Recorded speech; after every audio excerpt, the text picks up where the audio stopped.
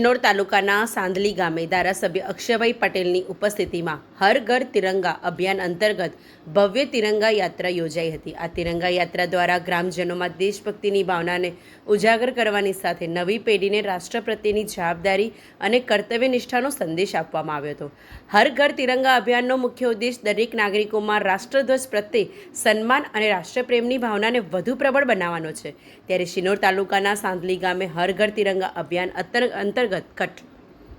હર ઘર તિરંગા અભિયાન અંતર્ગત ધારાસભ્ય અક્ષયભાઈ પટેલની ઉપસ્થિતિમાં ભવ્ય તિરંગા યાત્રાનું આયોજન કરવામાં આવ્યું હતું।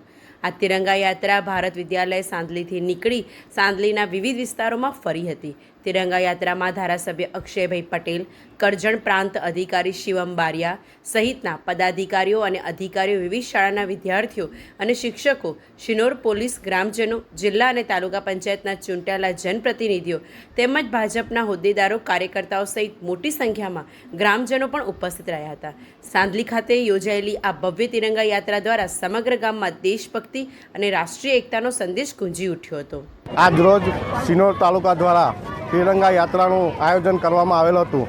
તેમાં ખૂબ મોટી સંખ્યામાં અમારા તાલુકામાંથી, સ્કૂલોમાંથી તેમજ અમારા લોકલાડીલા ધારાસભ્ય પણ આ યાત્રામાં ખૂબ સાથ સહકાર આપી અમને ઉત્સાહિત કરી અને તે પણ હાજર રહ્યા છે। તેમ અમારા સાદલી ગામ તથા અમારા શિનોર તાલુકો ખૂબ ઉત્સાહભેર આ તિરંગા યાત્રામાં જોડાયો છે। તે બદલ અમે તાલુકાનો અને ધારાસભ્યનો ખૂબ ખૂબ આભાર વ્યક્ત કરીએ છીએ। ભારત માતા કી જય। આજરોજ શિનોર તાલુકાની અંદર તિરંગા યાત્રાનું ભવ્ય આયોજન કરવામાં આવ્યું। એમાં તમામ ભારતીય જનતા પાર્ટીના પ્રમુખ, તમામ હોદ્દેદારશ્રીઓ, સહકારી માળખાના તમામ હોદ્દેદારશ્રીઓ તેમજ સરકારી તંત્ર દ્વારા ખૂબ મોટી સંખ્યાની અંદર, હજારોની સંખ્યાની અંદર આ તિરંગા યાત્રામાં જોડાયા છે અને આવી રીતે દેશની અને રાષ્ટ્રની દેશભાવના જગાડવા માટેની જે આ યાત્રા છે એ યાત્રાને ખૂબ સફળતાપૂર્વક આજે શિનોર તાલુકાએ સાથ સહકાર આપ્યો છે।